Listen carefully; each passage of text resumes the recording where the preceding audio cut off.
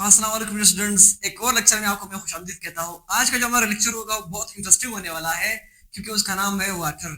वो वाटर का मतलब इसमें ये है कि हमारे लाइफ में, हमारे पूरे बायोलॉजिकल साइकिल में, हमारे सेल में, हमारी एक लिविंग ऑर्गेनिज्म के स्ट्रक्चर में पानी का क्या रोल है। क्या पानी के ये जो प्रॉपर्टीज है, ये जो इस पे जो हम इसको एक्सप्लेन करेंगे, क्या इनकी इंपॉर्टेंस, क्या इसके बगैर लिविंग ऑर्गेनिज्म, एक लिविंग सेल क्या जिंदा रह सकता है, तो इस पर हम आज बात करेंगे। ठीक है, इसके इंपॉर्टेंट प्रॉपर्टीज हम पढ़ेंगे यहाँ पर, बहुत जरूरी एंट्री पॉइंट के हवाले से भी और ऐसे स्टूडेंट्स के लिए भी।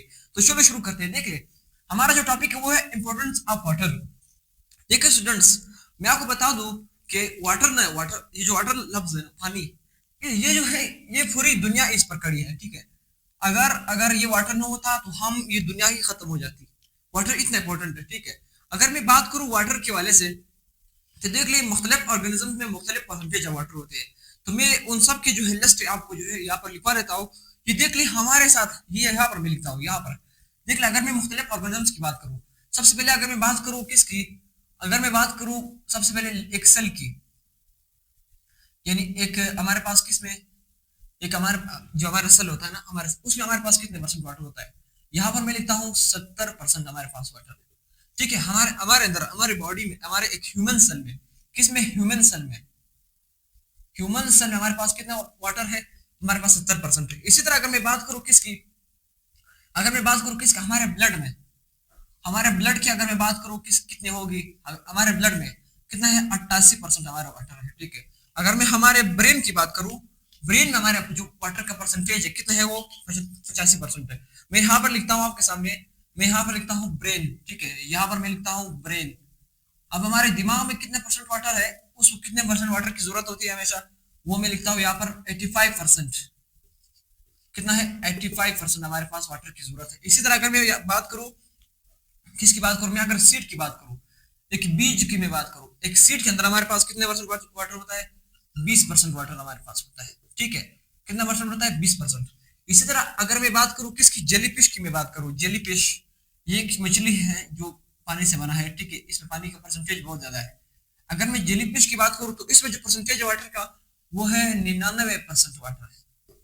ठीक है, अगर मैं बात करूँ किसकी, हमारे बोन की मैं बात करूँ, ठीक है, ये मैंने देखिए ब्रेन लिखवाया, सीड लिखवाया, जेलीफिश लिखवाया। इसी तरह हमारे बोन्स की अगर मैं बात करूँ, बोन्स का सीड के बराबर है। यहाँ पर मैं लिखता हूँ बोन्स हमारे पास कितना है, हमारे हड्डियों में जो वाटर परसेंटेज है वो भी हमारे पास कितना है, 20% है। जितना सीड में है उतना हमारे बॉडी में के हड्डियों में है। ठीक है, ये तो हो गया कुछ इंपॉर्टेंट परसेंटेज मैंने लिखा है। अब मैं सबसे पहले इस प्रॉपर्टी की तरफ आता हूँ, जिसका नाम है हाई पोलरिटी।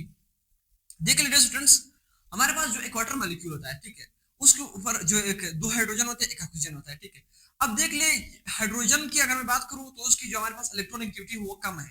ठीक है, ऑक्सीजन की क्या है, ज्यादा है। ठीक है, अब देख लो, जब इलेक्ट्रॉनिक डिफरेंस आएगी, ये यहाँ पर मैं लिखता हूँ, मैं क्या कहता हूँ, हाई पोलरिटी में सबसे पहला बात जो करता हूँ, यहाँ पर वाटर की, हम हाई पोलरिटी का मतलब क्या है, हम कहते हैं हमारे पास क्या है, ये वाटर है, ये हमारे पास क्या है, देखिए, ये हमारे पास एक हाइड्रोजन है, ये हमारे पास क्या है, दूसरा हाइड्रोजन, यह हमारे पास क्या है, ऑक्सीजन है। अब यहाँ पर इस बॉन्डिंग को आप देखिए, ये हमारे पास क्या हुआ, एक बॉन्ड हो गया, ये दूसरा बॉन्ड है, ये क्या होगा, एक बॉन्ड, ये दूसरा बॉन्ड। अब इस पोलरिटी में आप देख ले, जो ऑक्सीजन है ना, उसकी जो इलेक्ट्रोनेगेटिविटी है, उसकी जो इलेक्ट्रोनेगेटिविटी है वो क्या है, हाई है। इसकी जो इलेक्ट्रोनेगेटिविटी है ऑक्सीजन की, वो कम है। इसलिए यहाँ पर हाइड्रोजन के ऊपर पॉजिटिव चार्ज, इसके ऊपर ऑक्सीजन के ऊपर नेगेटिव, हाइड्रोजन के ऊपर पॉजिटिव। यानी यहाँ पर जो शेयरिंग ऑफ इलेक्ट्रॉन है, जो शेयरिंग ऑफ इलेक्ट्रॉन हमारे पास, वो किस तरफ है, वो यहाँ पर है, इलेक्ट्रॉन यहाँ पर है, ऑक्सीजन ने अपनी तरफ बहुत ज्यादा खींचे हुए हैं। कहाँ पर, इस जगह पर है। यानी शेयरिंग तो दोनों के दरमियान, लेकिन बहुत ज्यादा करीब किसके, ऑक्सीजन के करीब है। इसलिए हाइड्रोजन पर पॉजिटिव चार्ज आएगा, क्योंकि हाइड्रोजन इलेक्ट्रॉन है, यहाँ पर भी हाइड्रोजन कमजोर है, यहाँ पर भी कमजोर है। तो ऑक्सीजन ने दोनों से क्या क्या लिया, इलेक्ट्रॉन लिया, इसलिए ऑक्सीजन पर निगेटिव है, इन दोनों पर क्या है, पॉजिटिव चार्ज है। अब इस प्रॉपर्टी को, इस नॉन जो इस शेयरिंग को, जो अनइक्वल शेयरिंग है, इस प्रॉपर्टी की वजह से हम जो पानी को हम कहते हैं हाई पोलर, जो हम कहते हैं हाई पोलर है। ठीक है, यानी इसकी पोलरिटी ज्यादा है, इसके अंदर पोलरिटी है, इसलिए ये बॉन्ड जो है इसके अंदर, वो कौन सा है, वो है पोलर कोवेलेंट बॉन्ड। कौन सा बॉन्ड है, या मैं कहता हूँ ये जो चार्जेस है ना, इसकी वजह से वाटर पर जो बॉन्ड है वो हमारे पास कौन सा है, polar covalent bond. Polar covalent bond, ये क्या हो गया, पोलर कोवेलेंट बॉन्ड। ये वाटर के अंदर कौन सा बॉन्ड है, पोलर कोवेलेंट बॉन्ड। दूसरी बात याद रखना इसमें, देखिए वाटर एज अ होल हमारे पास क्या है, न्यूट्रल है। यानी एज अ होल अगर मैं आपके सामने यहाँ पर H2O लिख लूँ, H2O अगर मैं लिख लूँ, ये एज अ होल हमारे पास क्या है, ये हमारे पास है न्यूट्रल। एज अ होल अगर आपसे कोई पूछे वाटर हमारे पास क्या है, न्यूट्रल का मतलब ये किसी के साथ इसका काम नहीं, ये न्यूट्रल, न रिएक्शन करता है, न इलेक्ट्रॉन लेता है, न देता है, ये एज अ होल न्यूट्रल है। लेकिन अगर इस H2O के अंदर आप देखोगे तो इसके अंदर पोल्स बन रहे हैं, positive pole, positive negative pole. Electron hydrogen ने दिए, यानी शेयरिंग तो हो रही है, ठीक है, लेकिन ऑक्सीजन ने अपनी तरफ ज्यादा खींचा। ये डब्ल्यू जो आपको दिखाई दे रहा है, ये ब्लू हमारे पास क्या है, इसने अपनी तरफ ज्यादा खींचे इलेक्ट्रॉन। तो इस प्रॉपर्टी की वजह से हम इस वाटर को कहते हैं हाई पोलरिटी। अब बात तो ये तो समझ आ गया सर, ठीक है, लेकिन इस हाई पोलरिटी का हमें कोई फायदा है? सबसे पहला सवाल ये पैदा होता है, बिल्कुल होता है। उसका पहला फायदा क्या है, हम कहते हैं कि वाटर हमारे पास क्या है, यूनिवर्सल सॉल्वेंट है। जितने भी रिएक्शंस होते हैं हमारे बॉडी में, उसके लिए पानी की जरूरत है। हम क्यों नहीं कहते कि अल्कोहल की जरूरत है, हम क्यों नहीं कहते किसी एसिड की जरूरत है, हम क्यों नहीं कहते कि किसी पेट्रोल को लाओ, जितने भी इसके अलावा सॉल्वेंट हम क्यों ताज़ी कर लेते हैं, क्योंकि उनके अंदर ये प्रॉपर्टी नहीं है। इसलिए जो पानी है ना, दुनिया का 70% जो है पानी, 2/3 ऑफ द वर्ल्ड हमारे पास क्या है, वो वाटर है। इसलिए हम वाटर को बतौर सॉल्वेंट इस्तेमाल करते हैं। जितने भी रिएक्शंस होते हैं, हम जो खाना खाते हैं, हम क्यों पानी पीते हैं, ताकि रिएक्शन हो जाए। हम ये नहीं कहते कि हम हर टाइम शरबत पिए, कोई जूस पिया हर टाइम, बल्कि हम ज्यादा हमारी जिंदगी में हम सबसे ज्यादा हम पानी पीते हैं, क्योंकि पानी की इस यूनिवर्सल सॉल्वेंट वाली प्रॉपर्टी से कि जो है हल करने वाली जो एबिलिटी इसके अंदर ज्यादा है। क्या मैंने कहा, इसलिए इसका फायदा क्या हुआ, ये हमारे पास क्या है, बतौर यूनिवर्सल सॉल्वेंट है। फिर अब इसका मतलब क्या है, ठीक है, तमाम रिएक्शन दुनिया में जो हो रहे हैं ना, वो इस वाटर के अंदर होते हैं, ठीक है। अब देख ले, यहाँ पर मैं एक और बात भी करता हूँ, मैं कहता हूँ यहाँ पर कि वाटर हमारे पास हो, वाटर के अंदर हमारे पास कौन सी चीजें, अभी ये जो यूनिवर्सल का मतलब है कि इसके अंदर पोलर सब्सटेंसेस तो सॉल्युबल हो जाएंगे, ठीक है, ठीक है, हो जाएंगे। इसी तरह आयोनिक सब्सटेंसेस हमारे पास, आयोनिक मिसाल के तौर पर NaCl नमक हमारे पास आयोनिक है, आयोनिक सब्सटेंसेस के सॉल्युबल होंगे। इसी तरह हमारे पास वो नॉन पोलर सब्सटेंसेस, वो नॉन पोलर सब्सटेंसेस जिसके ऊपर क्या हो, जिसके ऊपर क्या हो, जिसके ऊपर हो हैविंग चार्जेस, चार्जेस जिसके ऊपर चार्जेस हो, चार्ज हो, नॉन पोलर हो लेकिन उसके ऊपर चार्जेस हो, वो भी सॉल्युबल है। सबसे पहला कौन है, सबसे पहला हमारे पास पोलर है, ठीक है, दूसरा हमारे पास आयोनिक है, तीसरा हमारे पास वो नॉन पोलर जिसके ऊपर चार्जेस हो, वो जो है वो, ये तीनों हमारे पास पानी के अंदर सॉल्युबल है। लेकिन जो सॉल्युबल नहीं है वो हमारे पास एक है, मैं यहाँ पर लिखता हूँ, नॉन पोलर सब्सटेंसेस जिनके ऊपर कोई चार्ज ना हो, वो फिर पानी में सॉल्युबल नहीं है, ठीक है। या ये बात हमें समझ आनी चाहिए, क्योंकि ये देख ले, जो नॉन पोलर सब्सटेंसेस हमारे पास, उनके वो वाले जिनके ऊपर चार्ज नहीं है, वो हमारे पास में पानी में सॉल्युबल नहीं, लेकिन जिनके ऊपर है, लेकिन नॉन पोलर है, वो पानी में सॉल्युबल है। वो पहले ये रेड वाली वाली लिखी है, ठीक है। ये तो होगी, इसकी वजह से हमें ये फायदा हो सका, ठीक है। वाटर बतौर यूनिवर्सल सॉल्वेंट बना और इसने ये सारी चीजों के हमारे पास क्या हुई, सॉल्युबिलिटी हुई, इसके हाइड्रोजन और एच की वजह से। अच्छा, अब अभी आगे बढ़ते हैं। देखिए, हाइड्रोजन बॉन्डिंग की मैं बात करता हूँ। ये जो लफ्ज हाइड्रोजन बॉन्डिंग है, इस हाइड्रोजन बॉन्डिंग का फायदा क्या हुआ, वाटर के अंदर जो हाइड्रोजन बॉन्डिंग है, कौन सा, किस तरह हाइड्रोजन बॉन्डिंग आप कहेंगे, किस तरह हमें बताए। ये देख ले, ये एक वाटर है, ठीक है, ये हमारे पास क्या है, एक वाटर मॉलिक्यूल। मैं यहाँ पर दूसरा भी खींचता हूँ, ये क्या है, ये मेरे पास दूसरा H2 है। यहाँ पर ये देखिए, ये दूसरा H2 है हमारे पास, ठीक है, ये हमारे पास क्या है, दूसरा H2 है। अब इसके ऊपर भी नेगेटिव चार्ज है, इसके ऊपर पॉजिटिव, इस पॉजिटिव। अब इसके ये इस वाले मॉलिक्यूल के ऑक्सीजन और दूसरे के हाइड्रोजन के दरमियान जो बॉन्ड बनता है, ठीक है, यहाँ पर देखिए, इस हाइड्रोजन और इस ऑक्सीजन के दरमियान जो बॉन्ड बनता है, यानी एक ऑक्सीजन दूसरे के हाइड्रोजन के साथ जो बॉन्ड बनाता है, वो हाइड्रोजन बॉन्डिंग है। खुद अगर ये वाले अपने ऑक्सीजन और अपने हाइड्रोजन के दरमियान जो बॉन्ड है, वो हमारे पास कौन सा बॉन्ड है, वो हमारे पास है कोवेलेंट, वो हाइड्रोजन बॉन्डिंग नहीं है, वो कोवेलेंट बॉन्डिंग है। कौन सा बॉन्डिंग है, कोवेलेंट बॉन्डिंग है। लेकिन अगर मैं बात करूं, ये वाला जो बॉन्ड है, ये हमारे पास कौन सा हाइड्रोजन बॉन्डिंग है, क्योंकि एक के ऑक्सीजन दूसरे के हाइड्रोजन के साथ, इसलिए मैं कहता हूँ ये कौन सा बॉन्ड है, हाइड्रोजन बॉन्डिंग है। कौन सा हाइड्रोजन बॉन्डिंग, ये वाला है। अब इसका फायदा क्या हुआ, इस हाइड्रोजन बॉन्डिंग की वजह से नॉर्मल टेम्परेचर पे हम देखे, अब फिर समंदर देखे, पूरा समंदर जो है वो कभी जो है वो इसको बर्फ नहीं लगता है, ठीक है। आप जितने भी समंदर देखो, कुछ एरिया में है, ठीक है, लेकिन इसके अलावा वाटर जो है एक सस्टेनेबल, यानी आप एक टेम्परेचर पे आप देख ले, वाटर आपको बर्फ दिखाई नहीं देगा। नॉर्मली हम वाटर को वाटर ही जो है लिक्विड देखते हैं। अब ये नहीं होता है कि हमेशा वाटर बर्फ रहे, कभी कभी हो जाता है, लेकिन नॉर्मली अगर हम 90% बात करें तो वाटर क्या है, लिक्विड फॉर्म में रहता है। वो इस हाइड्रोजन बॉन्डिंग की वजह से रहता है, ये बात आपको पता होना चाहिए। ये हाइड्रोजन बॉन्डिंग जो है, इसका सबसे बड़ा फायदा क्या हुआ, मैं यहाँ पर लिखता हूँ, मैं यहाँ पर लिखता हूँ, देखिए मैं यहाँ पर देखिए, इसको मैं यहाँ से इसे क्लोज करके यहाँ पर मैं क्या लिखता हूँ, देखिए मैं कहता हूँ हाइड्रोजन बॉन्डिंग की वजह से क्या है, वाटर क्या होता है, नॉर्मली क्या हो जाता है, वाटर सस्टेनेबल फॉर लाइफ हो जाता है। यानी वाटर जो है हम अपनी रोजमर्रा जिंदगी के लिए बेहतरीन तरीके से इस्तेमाल कर सकते हैं। Water sustainable for life, for all life form, ठीक है, फॉर लाइफ। मैं क्यों कहता हूँ, क्योंकि इसकी लिक्विड जो कांस्टेंट वाला जो इसका जो हमेशा लिक्विड रहती है, इसलिए ये हमारे पास क्या है, हाइड्रोजन बॉन्डिंग की वजह से water sustainable for life due to liquid form. ये क्या हुआ, लिक्विड फॉर्म हो गया। ये इसका सबसे बड़ा फायदा हुआ हाइड्रोजन बॉन्डिंग का।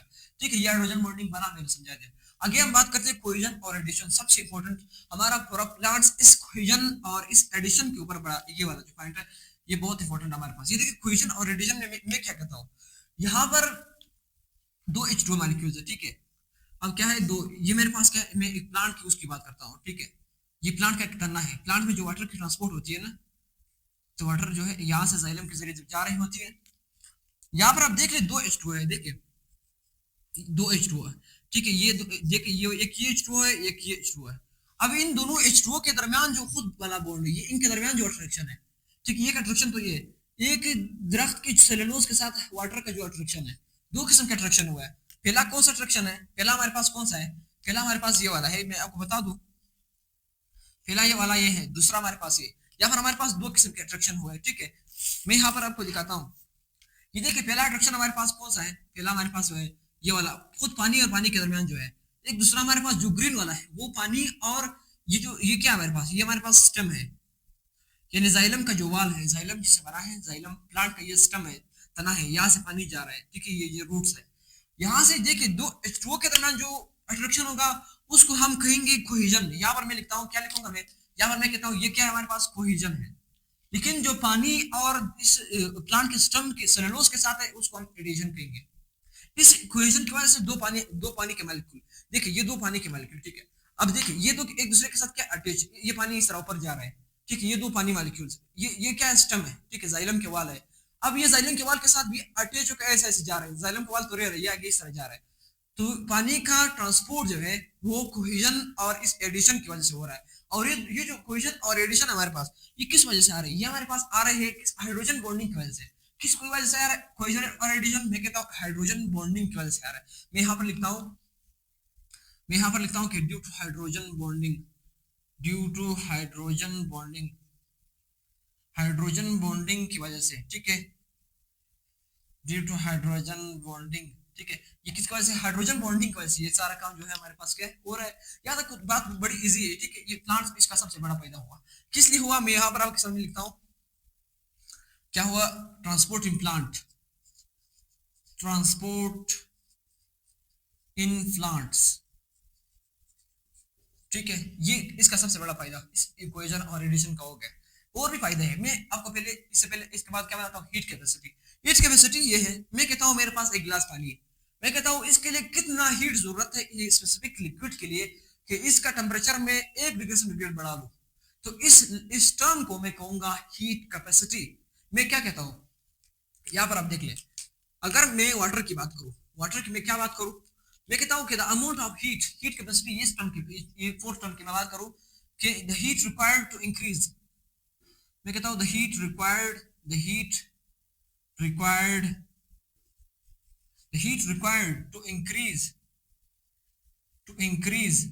मैं क्या क्या इंक्रीज करे, द टेम्परेचर, टेम्परेचर को इंक्रीज करे, कहां से कहां तक, कहां से कहां तक, by 1 degree centigrade, by 1 degree centigrade.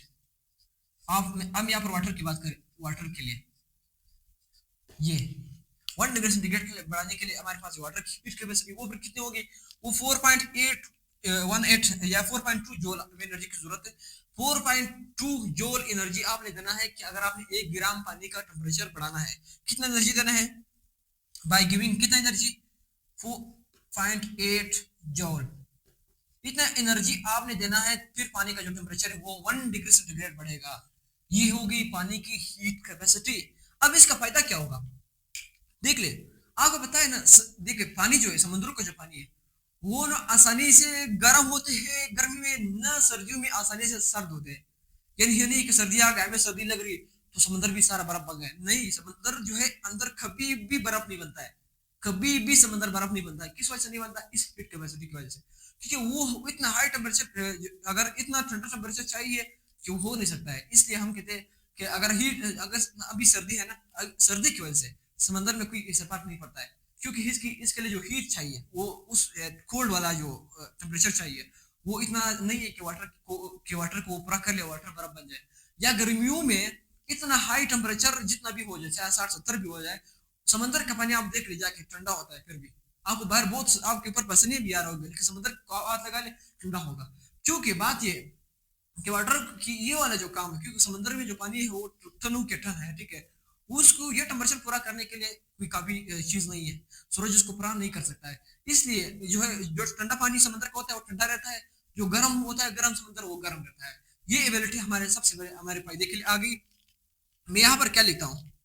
मैं कहता हूँ कि हमारे पास जो हीट रिक्वायर्ड है, कि देखिए वाटर के लिए क्या मैं कहता हूँ, वाटर वाटर क्या मैं कहता हूँ, वाटर इस वजह से क्या है हमारे पास स्टेबल है। क्योंकि अगर वो हीट अगर अगर वो हॉट होता है या कोल्ड होता है तो फिर वो क्या रहता है? कोल्ड रहता है। ये तो हो गई हीट कैपेसिटी के हवाले से, ये हो गई, ठीक है। अगले में बढ़ता हूँ वेपराइजेशन की तरफ। वेपराइजेशन का मतलब ये है, देखिए स्टूडेंट्स, अगर मैं बात करूँ कि मैं वाटर को हीट करता हूँ, ठीक है। अगर मैं इसको अपने लिक्विड से गैसियस फॉर्म में, वेपर में बदल दूं, ठीक है, वेपर में बदल गई, तो ये अपने साथ कितना हीट ले जाएगा? इस जो मैंने आपको ये बात बताई, इसको हम हीट वेपराइजेशन कहते हैं। मैंने क्या लिखा? मैं कहता हूँ क्या है? मैं कहता हूँ द हीट रिक्वायर्ड मैं कहता हूँ the heat required the heat required the heat required to increase the temperature. किस तरह? बाय, यानी amount of heat required to convert liquid water into gaseous form, to increase temperature. किस लिए मैं यहाँ पर कहता हूँ, इसमें डेफिनेशन बदल जाएगा। हीट ऑर्गेनाइजेशन में किस लिए मैं कहता हूँ? टू कन्वर्टिंग किस लिए मैं यहाँ पर कहता हूँ? लिक्विड वाटर किस चीज में बदले? वेपर में अगर हम बदले, किस चीज में बदले? वेपर में अगर हम बदले, बुखारात में हम बदले, तो इस हीट को जो या इस प्रोसेस को, कि वाटर को वेपराइज करने के बाद कितना हमारे पास हीट, कितना वेपराइज हो जाता है, कितना वाटर से हीट निकल जाता है, वो उसके स्पेसिफिक वैल्यू है। यहाँ पर आप लिख ले वो वैल्यू कितना है। मैं कहता हूँ अगर हमारे पास 1000 ml वाटर है, यानी 1 लीटर वाटर हमारे पास, ठीक है। अब 1 लीटर में अगर मैं आपसे कहूँ कि अगर मैं इसे 2 ml जो है वो एवपोरेट हो जाए, 1000 ml 1 लीटर में से अगर 2 ml हमारे पास क्या है, उड़ जाए, ठीक है, तो टेम्परेचर हमारे पास कितना डिग्री सेंटीग्रेड कम हो जाएगा, कितना हीट रिलीज हो जाएगा? हमारे साथ जो टेम्परेचर होगा वो 1 डिग्री सेंटीग्रेड कम हो जाएगा, ठीक है। लेस लेस बाई कितना? 1 डिग्री सेंटीग्रेड। 1 डिग्री सेंटीग्रेड से हमारे पास क्या होगा? कम हो जाएगा। यहाँ तक आपको बात समझ आ गई, ठीक है। ये ठीक हो गई इसकी स्पेसिफिक वैल्यू। अब मैं आता हूँ हाइड्रोफोबिक एक्सक्लूजन की तरफ। हाइड्रोफोबिक एक्सक्लूजन का मतलब ये है, देख ले, हम कहते हैं प्लाज्मा मेम्ब्रेन हमारे पास, मैंने आपको बताया था ना, उसमें उसका जो हेड होता है वो क्या होता है? जो हमारे पास हाइड्रोफिलिक होता है, और जो टेल होता है ना, टेल, वो हाइड्रोफोबिक होता है। यानी हेड क्या है? उसको पानी से प्यार है। जो टेल है वो कहता है पानी मुझे तुम्हारे साथ नहीं लगता है। तो जो टेल होता है वो फैटी एसिड से बना होता है, वो लिपिड से बना होता है। तो वो पानी जब चूंकि वो अंदर होता है ना, तो पानी का इसके सर के साथ जाना होता है। जो इसका टेल है ना, उसको तो हाइड्रोफोबिक हम कहते हैं ना। टेल हमारे पास हाइड्रोफिलिक है, तो वो तो इसके साथ ठीक है, हाइड्रेशन करता है। लेकिन जो ये वाला जो इन साइड वाला हिस्सा है वो हाइड्रोफोबिक है। तो हाइड्रोफोबिक का मतलब ये है कि वाटर का उस टेल के साथ कोई नहीं लगता है। उसके साथ हमारे पास क्या, उससे जो है दूर भागती है। यानी किस तरह दूर भागती है, मैं यहाँ पर आपके सामने यहाँ पर आपको समझाता हूँ। दूर भागने का मतलब ये है, ये देख हमारे पास ये क्या है, ये फॉस्फोलिपिड का ये एक हेड है, ठीक, ये इसके क्या है, 2 टेल्स है। अभी आप देख ले, ये 2 टेल्स, ये इसको आप एक शख्स समझे। अब एक शख्स है ना, वो कहता है, अब देख ले, अगर मैं यहाँ से पानी चढ़ाऊं, ठीक है, तो ठीक है, वो कहता है मेरे सर पे पानी डालो, मुझे बहुत प्यार है, ये क्या है, फॉस्फोलिपिड का हेड है, ठीक है। लेकिन ना वो कहता है मेरे पाँव पर ना डालो, क्योंकि वो कहता है कि मेरे पाँव क्या है, वो नॉन पोलर है, वो क्या है, हाइड्रोफोबिक है। क्या है? हाइड्रोफोबिक है, फोबिक। यहाँ पर मैं कहता हूँ हाइड्रोफोबिक है, ठीक, वो हाइड्रोफोबिक है, उसको वाटर के साथ नहीं लगता है, पानी के साथ उससे बहुत ही नफरत है। मैं यहाँ पर आपके सामने जिक्र करूँ, जब वाटर इसके सामने आएगा, तो ये अपने आप को क्या करेगा, दूर करेगा, दूर करेगा, दूर करेगा। जितना वाटर इसके साथ आएगा इस मेम्ब्रेन रड के साथ, ये वाटर से दूर भागेगा। इस दूर भागने की प्रॉपर्टी को कि ये अपने मेम्ब्रेन को महफूज रखे, मेम्ब्रेन की जो स्टेबिलिटी उसको खराब न करे, इस प्रॉपर्टी को पानी के जो हम कहते हैं हाइड्रोफोबिक एक्सक्लूजन, ये लफ्ज बता रहा है। हाइड्रोफोबिक, हाइड्रो मतलब पानी, फोबिक मतलब नफरत, दूर भागना, यानी पानी से, ये कहता है मुझे पानी से नफरत है। एक्सक्लूजन मतलब मुझे, मैं अपने आप को निकालना है, वाटर जहां से आ जाए मैं वहां से भागूंगा। ये खुद कहते हैं कि मैं वहां से भाग जाऊँ ना, तो ये हाइड्रोफोबिक एक्सक्लूजन ये प्रॉपर्टी है। मैं क्या कहता हूँ, हाइड्रोफोबिक एक्सक्लूजन का डेफिनेशन में यहाँ पर लिखवा दूं। देख ले, देखिए the reduction between the reduction of contact area, reduction of contact area किस किस के दरमियान, किसके दरमियान, देखिए lipid, lipid bilayer and water, ये इसका डेफिनेशन होगा। रिडक्शन ऑफ कंटेक्ट एरिया यानी जहां पर इस पॉइंट पर जहां पर वाटर और लिपिड टच हो रहे हैं दूसरे के साथ, ये दूसरे से भाग रहे हैं, उस एरिया को कंटेक्ट एरिया कहते हैं। ठीक है, लिपिड के साथ और वाटर के, लिपिड और वाटर के दरमियान, इसको हम कहते हैं हाइड्रोफोबिक फ्यूजन। मैं आपको एक गिलास से समझाता हूँ। यहाँ पर हमारे पास क्या है, यहाँ पर हमारे पास एक गिलास है, ये हमारे पास क्या हो गया, एक गिलास है। ठीक है, ये हमारे पास क्या है, एक गिलास। इस गिलास के अंदर मैंने यहाँ पर डाले है पानी, यहाँ पर है क्या है, पानी। अब मैं इसके ऊपर डालता हूँ क्या, मैं इसके ऊपर डालता हूँ एक तेल का एक कतरा। आप यकीन माने, अगर इस तेल के कतरे को आप डालेंगे तो ये इसी तरह गोल रहेगा, ये कभी पानी के अंदर जो है वो नहीं जाएगा, बल्कि इस सरफेस के ऊपर अपने आप को क्या करेगा, गोल गोल करता रहेगा, गोल गोल करता रहेगा, ऐसे ऐसे, जो पानी के अंदर हल नहीं होगा, हमेशा अलग रहेगा सर पे, गोल कतरा बना के। क्यों, क्योंकि ये लिपिड है, ये अपने आप को बचाता रहता है पानी से, इस पानी के बीकर के अंदर भी। तो ये आयल जो है ये अपने आप को पानी के ऊपर गोल गोल जो है भगाता रहेगा, क्योंकि हाइड्रोफोबिक एक्सक्लूजन की वजह से प्रॉपर्टी। अगला प्रॉपर्टी देखिए आयोनाइजेशन।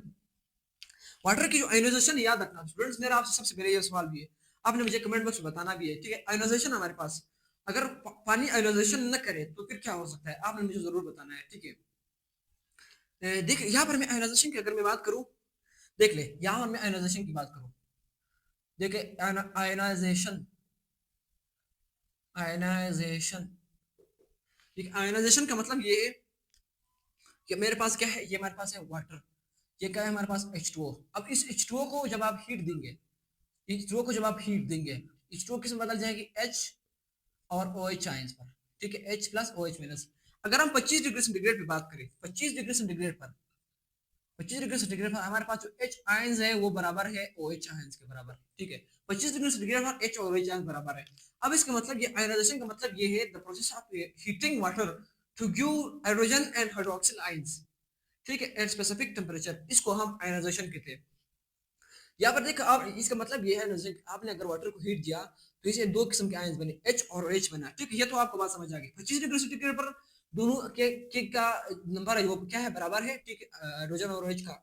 इससे फायदा हमें ये हुआ, हमारे हमारे बॉडी में बफर का जो किरदार अदा करता है, क्या बफर, बफर का मतलब क्या है, बफर का मतलब ये है कि एसिडिटी और बेसिसिटी को कांस्टेंट रखना, यानी ना कोई बढ़ जाए ना कोई कम हो जाए। यहाँ पर क्या है, हाइड्रोजन जब बढ़ेंगे तो क्या बढ़ेंगे, एसिडिटी बढ़ेगी। अगर OH बढ़े तो बेस वाला जो बेस बढ़ जाएगा, बेस वाला क्वालिटी बढ़ जाएगा। इसलिए ये क्या करता है, ये H और H रिलीज करता है ताकि क्या करे, मेंटेन, ताकि क्या करे, मेंटेन द, क्या करे, मीडियम। ठीक है, मीडियम किस तरह मेंटेन रखे, न्यूट्रल रखे, इसको क्या करें, न्यूट्रल रखे।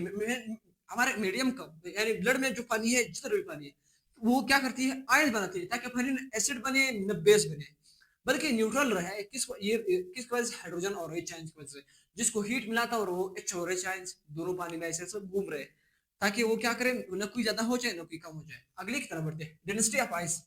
डेंसिटी ऑफ आइस में आप देख ले, मैं क्या कहता हूँ, देख ले हमारे बॉडी में, हमारे बॉडी में हो या जब बाहर इन्वायरमेंट हम देख ले, जब पानी का हमारे पास सर्दी में जब उसका टेम्परेचर, जब उसका दर्जा हरारत कम होता है, तो पानी का जो हमारे पास वॉल्यूम है, वॉल्यूम हमारे पास क्या है, वो 9% बढ़ जाता है, और उसकी डेंसिटी, गाढ़ापन उसको क्या हो जाती है, कम हो जाती है 4 डिग्री सेंटीग्रेड पर।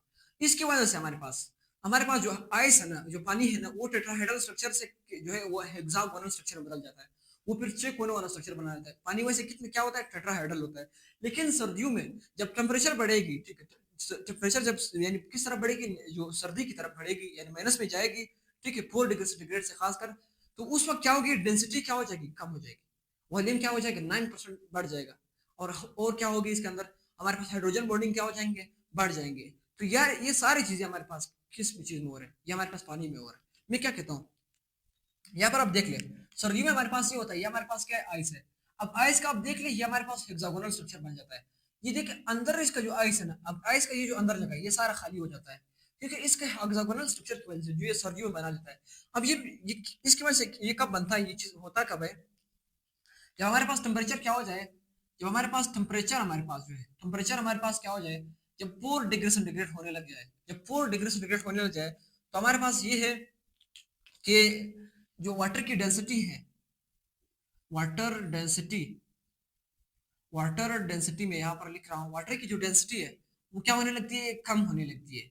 ठीक है, ये हमारे पास क्या है, कम हो रही है, वाटर की डेंसिटी कम होने लगती है। और उसका वॉल्यूम हमारे पास कितने परसेंट बढ़ जाता है, वाटर का वॉल्यूम हमारे पास बढ़ जाता है 9%। हमारे पास इसकी वॉल्यूम जो है वो खाली रह जाता है, इतना बड़ा जो है ये जो आइस में बदल जाता है 4 डिग्री सेंटीग्रेड तक, या इसके बाद की बात कर रहा हूँ, निगेटिव की तरफ फिर हम जाएंगे। ठीक है, इसकी वॉल्यूम बढ़ जाती है 9%, और डेंसिटी इसकी क्या हो जाती है, कम हो जाती है, जब 4 डिग्री सेंटीग्रेड से हम जीरो की तरफ, माइनस की तरफ जाएंगे। ये तो इस वजह से हो रही है। अब इसकी ये होता क्यों, ये चीज, ये डेंसिटी आइस जो है नहीं बनना चाहिए था, लेकिन जरूरी इसलिए है। देख आप सर्दियों में जब हम बात करते हैं ना, सर्दियों में हमारे पास, मैं आपके सामने एक तालाब ड्रा करता हूँ, हमारे पास एक पौंड है, ठीक, ये हमारे पास क्या है, तालाब है, ये हमारे पास क्या है, तालाब। अब इस तालाब के अंदर हमारे पास क्या है, मुख्तलिफ किस्म के ऑर्गेनिज्म रह रहे हैं, मुख्तलिफ किस्म के क्या रह रहे हैं, ऑर्गेनिज्म रह रहे हैं, मछलियाँ रह रहे हैं, दूसरे जो है जो ऑर्गेनिज्म यहाँ पर रह रहे हैं। ठीक है, ये जो पानी के ऊपर है ना, अब सर मैं आपको एग्जांपल देता हूँ, यहाँ पर मैं एग्जांपल आपको दे रहा हूँ। अगर मेरे पास हो जाए -50 डिग्री सेंटीग्रेड, तो क्या ये ऑर्गेनिज्म जिंदा रह सकते हैं, नहीं रह सकते। क्या हो जाएंगे, ये हमारे पास मर जाएंगे, सारे समंदर के जो मुल्कात है वो डेड हो जाएंगे, वो मर जाएंगे। फिर अल्लाह ताला ने इनके लिए एक ऐसा निजाम बनाया है कि आप देख लिया पर, यहाँ पर सर्दियों में हमारे पास पानी क्या बना लेता है, पानी के ऊपर, पानी की सरफेस के ऊपर यहाँ तक सिर्फ हमारे पास आइस का एक कवर बन जाता है, बर्फ यहाँ तक सिर्फ बन जाता है बस। वो बर्फ क्या करता है, यहाँ से आने वाला जो भी हीट है, यहाँ से जो आने वाला जो भी सर्दी आ रही है, कोल्डनेस -50 पे जो आ रही है, ये आइस बतौर बैरियर काम करेगा, ये इस सर्दी को बाहर से रोकेगा। यहाँ ये जो अंदर है ना, यहाँ से यहाँ तक, ये हमारे पास क्या होगा, पानी होगा, ये बर्फ नहीं बनता है, इसे ये बर्फ कभी नहीं बनता है। यहाँ से ऑर्गेनिज्म जो है वो अपनी गर्म इन्वायरमेंट उसी तरह अपनी जिंदगी गुजार रहे होते हैं, क्योंकि ये आइस ऊपर बन जाता है, बतौर इंसुलेटर काम करता है। बतौर क्या काम करता है, मैं ये इधर लिखता हूँ, act as insulator, act as insulator, insulator की मैं बात करता हूँ, एक्ट एज इंसुलेटर, बतौर इंसुलेटर करता है, किस चीज के लिए, फार कोल्ड, मैं लिखता हूँ फार कोल्ड, सर्दियों के लिए बतौर इंसुलेटर काम करता है। ये इसकी सबसे बड़ी जो है, जो फायदा इसका ये हुआ। अगला हमारा पॉइंट प्रोटेक्शन के हवाले से, ये देख ले, हमारे जितने भी फ्लूइड्स आप देख ले, मेरे आंख में, ये हमारे आंखों में जो फ्लूइड है, जो टेयर अंशु जिसको हम कहते हैं, ये जो वैसे भी होता है आंखों में ना, ये क्या करता है, ये रबिंग से बचाता है, यानी जो हम कहते हैं ना फ्रिक्शन से, ये जो फ्रिक्शन होता है ना, इस फ्रिक्शन से बचाना, ताकि डैमेज ना हो जाए, ये फ्लूइड हमारे आंखों के अंदर मौजूद है। हमारे दिमाग में सेरेब्रोस्पाइनल फ्लूइड, जो हमारे दिमाग के जो हमारे पास जो ब्रेन है उसको प्रोटेक्शन करता है स्पाइनल कार्ड तक, इस फ्लूइड को सेरेब्रोस्पाइनल फ्लूइड कहते हैं। इसी तरह माँ के पेट में जो बच्चा होता है उसके ऊपर भी एमनियोटिक फ्लूइड होता है, जो उसको, माँ जो भी काम करती है ना, तो उसको जो है झटका अगर लगता भी है तो वो फ्लूइड उसको बचाती है। ठीक है, वो फ्लूइड उसको क्या करता है, वो बच्चे को बचाता है ताकि उसको कोई झटका ना लगे। हमारे ब्रेन में फ्लूइड है, ठीक है, हमारे आंखों में जो टेयर ग्लैंड है, तो ये क्या है, रबिंग से बचाता है ताकि फ्रिक्शन हो, डैमेज ना हो। तो ये टेयर का प्रॉपर्टी किसने दी, ये किसका है, ये पानी का है। मैं यहाँ पर लिखता हूँ, ये देखिए वाटर क्या है, वाटर की प्रोटेक्शन वाली एबिलिटी में क्या कहता हूँ, देखिए प्रोटेक्शन बाय वाटर क्यों है, प्रोटेक्शन बाय वाटर, ये पानी की एक एबिलिटी है, प्रोटेक्शन बाय वाटर, पानी क्यों जो है ये प्रोटेक्शन करती है, अभी किस तरह करती है।